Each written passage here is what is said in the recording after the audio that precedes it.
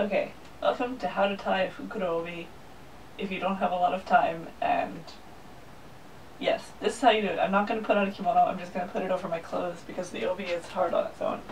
You will need a Fukuro-Obi. A Fukuro-Obi is very, very long and has a repeating pattern, like this. You will also need an obi-age with an obi-makura with an obi-age to cover it. I just put mine with a little rubber band so that it doesn't move. One himo, it's not going to be permanent, it's just going to hold the place. An obi-ita to keep the front of your obi hard. You don't actually have to have this, but it looks a lot better if you do. And an obi-jime to finish the product. The other thing you will need, if you don't have this, will be very, very hard to make, is 2 clips. They don't have to be obi clips, they could be hair clips. I've got clothespins, that's what I'm going to use. So to start, you'll notice there's a big part on the side with the pattern that has nothing in it. In my case it's black. The part that, where that ends, there's a short pattern part and a long pattern part, and the long pattern part is called obi no te. That is kind of your important point at the moment. So what we're going to do is we're going to fold everything in half. The open part should be at the top and the crease should be at the bottom because that's where your obi-ita is going to go. And your right hand is at the obi no te. And then wrap it around your stomach to see, this is basically measuring to see what size it is. Every person's different size, so everyone's going to fit it a little bit differently. And then you can match it at the back and hold the obi no te side and the new measured part with your left hand. Turn around. Now this part can be complicated, at least it was for me when I was starting. Raise your right hand, the obi no te side, and the left hand will touch the black part. Then let go of the pattern part, and this part is very important. This is the part you clip. So put a clip here, and that is your measured point. Now take the short end of the pattern and wrap it over your left shoulder so that the clip is in the center of your back. You can take the other clip that you have and clip the front just so that you don't have to have it flopping all over the place, but it isn't necessary. The next thing you have to do is, you'll notice that the open side is to the outside of my body and the crease is to the inside of my neck. Then you take the part with the clip and flip over it so that you can have a nice crease. Now you could throw the obi around you, but that takes a lot more work, so I turn my body instead. So this is once around. Now you can hold, it's kind of hard to do this, but the clip will move a little bit. Find where the clip is, hold on to it, and pull with your right hand to keep it nice and tight. Now wrap it around a second time.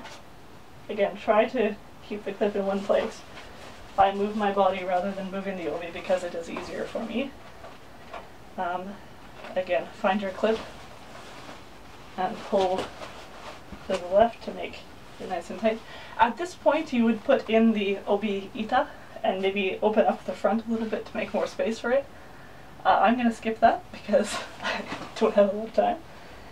Now, assuming your clip is still, it's kind of piled underneath all these things, but I promise it's still there. Assuming your clip is alright, you can take off your left shoulder now, flap it down, and this is where you pull, and you hold the bottom part of the obi and pull, and that should make it good and snug. Now hold the front 2 parts together to keep the spot. You will have lost the part that you originally pinned with your clip, that's fine. You're going to find a new spot. So you should have 2 layers, 1 layer and 2 layers. Hold on to the middle of that and pin that to keep your space. So I'm not very good at doing stuff with my left hand. Okay, so now you're measured out, and all you have to do is the back of the ribbon, which is actually quite hard but not horrible. First, take your short side, pull it to the middle, maybe flatten it out a little bit, and wrap it around the side. Again, I lost my, oh, I don't know where my clip is now. You can clip it here if you want to hold it in place. Do I have a clip? I like having a clip, so I'm gonna take another one from my laundry rack.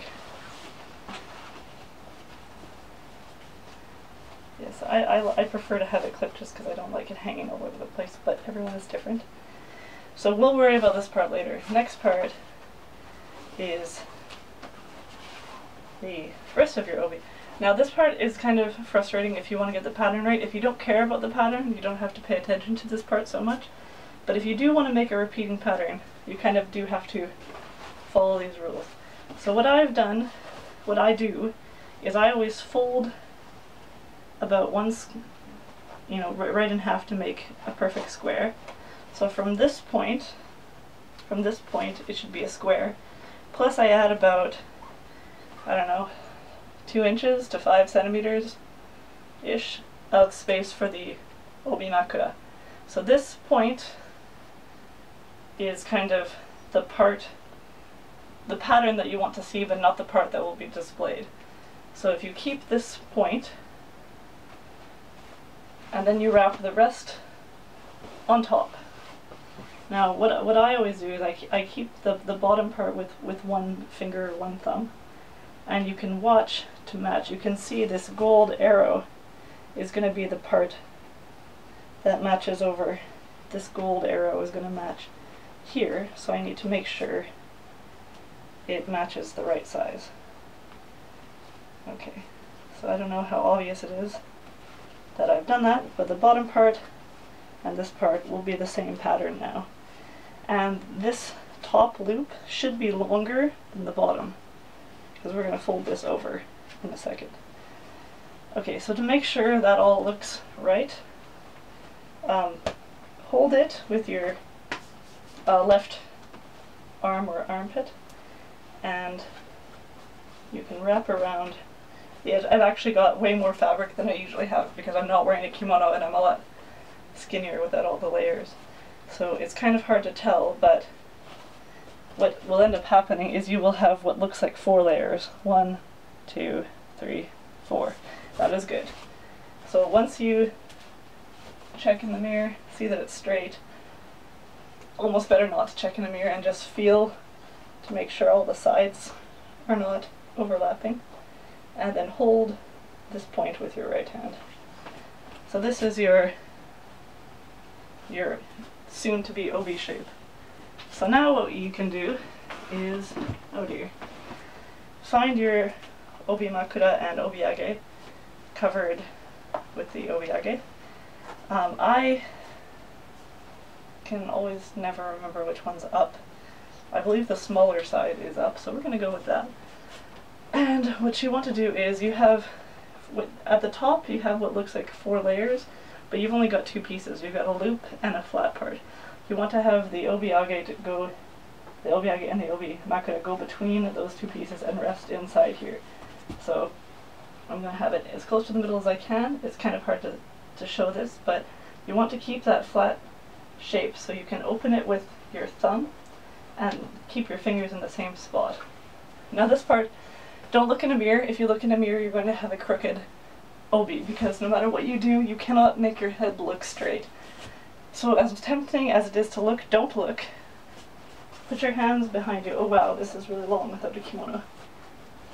Make some space and feel for the obiage and the obi makura strings, one hand at a time, and then without moving anything, without changing the shape of the obi, try to move the makura to the middle of the obi. And you will have to try to make sure the sides are all together, but don't check in the mirror. If you check in the mirror, it's not going to look right. Now this is the part everybody hates. An obi is supposed to be quite high up, so holding it firmly with both hands, lift as high as you can.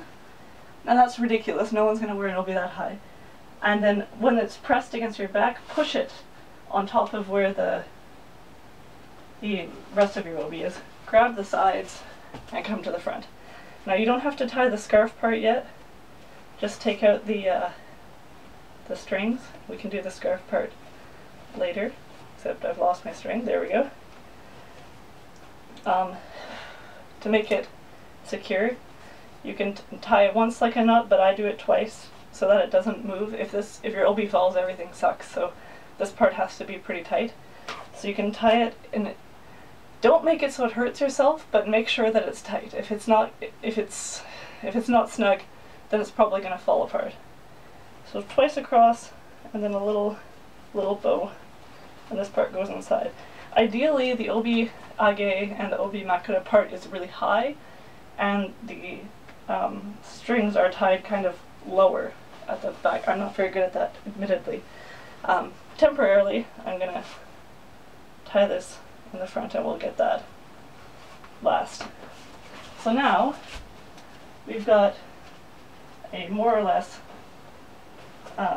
shaped obi, except we've got to make it look like an obi. Really had too much fabric in there, but that's okay. And to do that, we need the himo that I was talking about that isn't, it's just a placeholder. So again, don't look in the mirror for this, because it will cause you nothing but grief. This himo should line up with the bottom of your obi around the waist, and that should go in between that bottom layer and the loop and turn under the loop as best as you can. I know that's a hard piece to explain. Also, the bottom part, so I've made the loop part and I've swiped under this part, but the bottom part is very obviously too long, so that can be brought back up. You kind of have to inch it back up until it's the right size. Again, don't look in the mirror. If you look in the mirror, everything's going to go to hell, so I do not recommend it. So it's almost better to have it too short and then take it out and measure a little bit at a time. It's got to be pretty close. Okay, so now you can hold that part in place and tie your himo for a temporary placekeeper. So now you've got the shape. I know this part is showing. It wouldn't normally, because I would be wearing a kimono and that fabric would not be long enough to show, but forgive me, it's there at the moment. This part, so you can unclip your last little piece of fabric, and what you want to do is kind of tough to see this.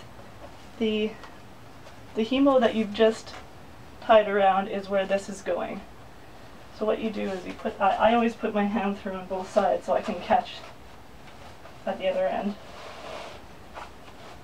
And you just have to pull it out about an inch or 2.5–2-ish centimeters.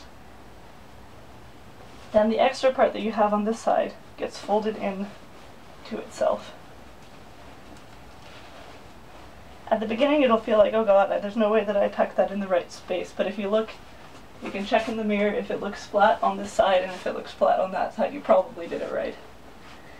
The finishing point for this is the obijime. Again, it follows the same area as the white himo that I just tied across. And it's important to make sure that they're both the same length. This is going to look funny because I didn't put an obi-ita in, but that's okay. Put the left over the right and tie a knot. Make a loop with the left side at the top and put it through to make your standard obijime shape. That means you no longer need this because it is holding the part that you were previously holding with this. Now the scarf, if you want to make it fancy, you can just, wrap around one side, wrap around one side. The way that tends to be quite popular is to fold each side into thirds. And you might have it wrapped up in your sort of strings there. That's okay, it happens sometimes. Just pull it out. And this one, you're supposed to put whatever one's longer on the side. I always have the left one longer, I don't know why. So whichever one's longer on top, tie a knot, straighten it out,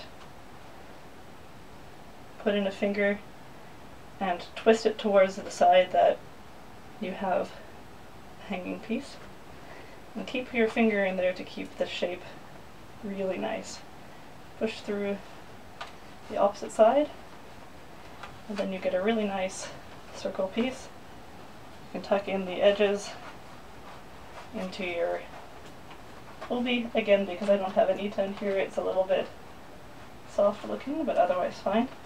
And typically the knot part is the deepest part, and then it kind of comes out growing gradually larger along the edges. So that was pretty quick, but in theory, ooh, make sure to keep your obi, and also make sure these end parts are pointing up. If they're pointing down, it might mean you could be mistaken as somebody going to a funeral. So in theory, that should be how to tie an obi.